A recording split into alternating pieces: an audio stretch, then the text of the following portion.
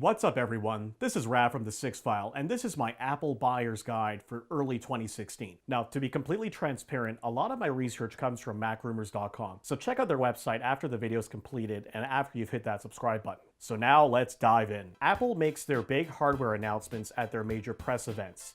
And traditionally, there have been three big ones. There's the March events, the WWDC in June, and then finally the September event, with some minor ones here or there. The March event usually covers the iPad Air and iPad Mini.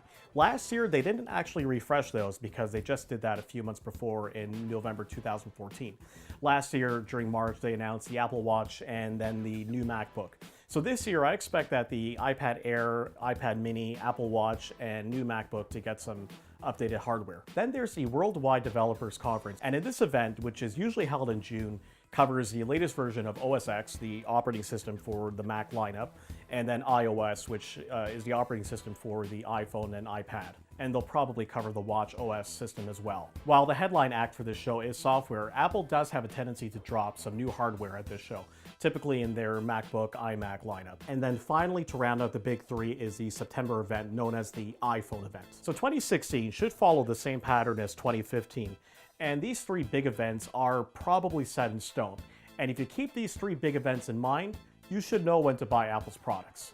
Now let's break down the big product lines for 2016. Right now, if you're looking to buy an iPhone, you can't go wrong with the iPhone 6s because it's the most current and up-to-date version of it.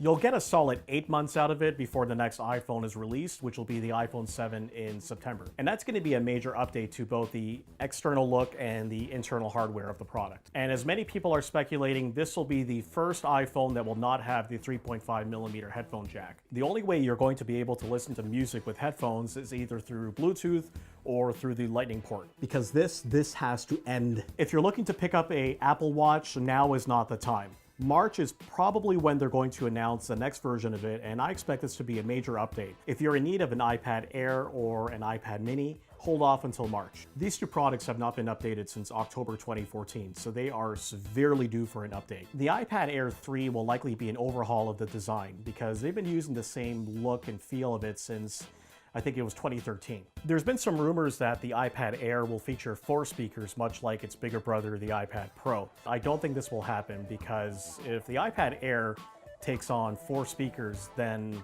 what makes the iPad Pro an iPad Pro? And while we're on the subject of the iPad Pro, that was released in November 2015. So it stands to reason that November 2016 we should see an update, but my gut tells me that we probably won't see an update to it until March 2017 when Apple does their March event. So right now is a good time to buy an iPad Pro.